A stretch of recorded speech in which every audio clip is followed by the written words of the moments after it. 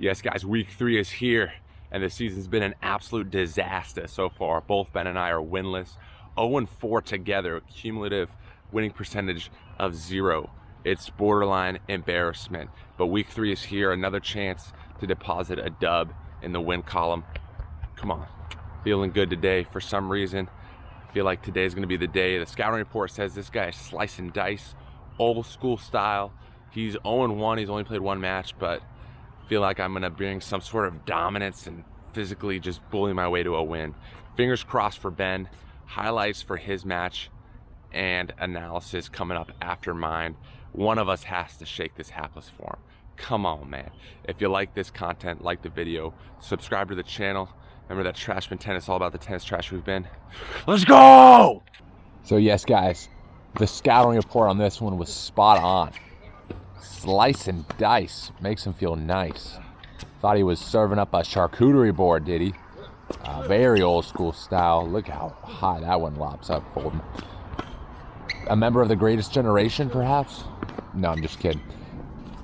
He drew me into these long, drawn out rallies, and it was exactly what I did not want to happen. I was playing by his terms. Forehand slice again. It's the great equalizer in my mind. It just levels the playing field, these long, dinky rallies. And I don't want to sound like I'm talking poorly about anybody. But it is the reality of it. A little bit of a moonball in this one. And the overheads, so error prone. My volleys, not decisive as I want them to be. So when I was playing by his terms and getting into these, look at that, 40 feet in the air. These pusher-like rallies, it's bad for business, bad for my business. I wanted to play aggressive tennis, wanted to have a ferocious forehand and sucker punch of a serve relative to my game. And instead I was running around having to win points 3 times over, it seemed like. I mean, just look at that. The good news is, though, his serves were a non-factor. I was able to break him at will. I actually don't think he held once in the first set. The bad news, though, is that my service games were hot garbage, dude. I don't know what my deal was. It was the worst day for serves that I've had in months. Nice put away there for a change. Good attacking tennis on this one as well. Let's go, baby. But I don't know what it was. I don't want to sound dramatic, but like I said, just doo-doo for my serves, and let this first set be much closer than I really wanted it to be. This is a highlight reel. I'm not going to show the double faults, but they were flirting with double digits, man. 8 of them, to be precise. But let's go ahead and show some of the good serves that I did get here in a moment after this point. Yep. A little bit of pace down the tee on that one. Couple aces into the open spaces coming up on this one. It was 5-3 due to a little bit of composure and pizzazz. I do have it sometimes, believe it or not. Just like that, I was able to reach a set point in the first at 5-3, add in and seal it, baby.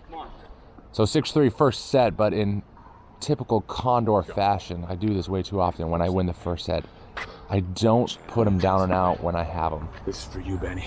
One of us has to win. I let him get back in it. I coughed up the second set 5-7, and it was taken to a third set 10-point deciding tiebreak, which is where we are right now. These are the highlights from that. Due to my hustle and bustle, though, I was able to blow the friggin' hinges off the door and explode, baby. Nice serving. To a 7-1 start in this 10-point breaker. I was within touching distance. Look, woohoo! Look at that ace. The finish line was in sight, and instead I capitulated. Oh, daddy. And I blew my 7-1 lead just about, and I took it to 9-8.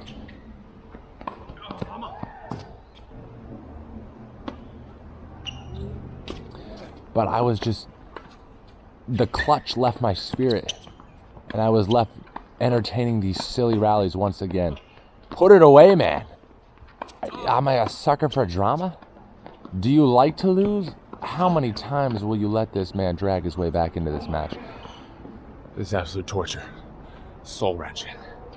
Match point. In the end, though, I did finally bury the hatchet, or put the nail in the coffin, rather. And I lift my arms in triumph. I'm in the winner's circle, baby. Let's move over to Ben. How did he fare? Will he join me? Let's find out. I fell to my opponent 5'7", 6'2", 6'10" in a deciding tiebreak in week 3. This one was really frustrating. My opponent had low mobility, so I felt like I should have been able to take advantage of that better, and I wasn't. He was pretty consistent, and that sort of led to me, I wasn't patient enough, and I would overcook things. He was also a dreaded moonballer, so we got into a lot of long rallies like this. It was a good problem-solving exercise for me. I was trying to figure it out, but you can't beat a moonballer at their own game if that's not your game. And I quickly abandoned that strategy. But anytime I hit it deep, it was just coming back lobbed like that. I did sort of start to figure things out by moving him around the court, but that was in the second set, and too little too late. And by the time we got to the tiebreak, I wasn't able to keep that up. I did have a couple things that were working. A cheeky little return there. I literally double faulted 2 entire games, and that was frustrating. I had some, my net play was inconsistent again. That was in, by the way. But some of the mistakes I made in the net were just awful. These are the ones that I got in. I would say I was 2 of 10 from the net. I think, yeah, this is one where I absolutely botched it. Sick butt, right into the net. He had all of his shots were kind of slicey. He would just flick it. He had a reverse inside out forehand, not quite Rafa style, but and lots of spin on stuff. Kind of hard to handle. I was aghast there. I switched my racket in the second set, and that helped. So that was funny, but onward and upward, I guess.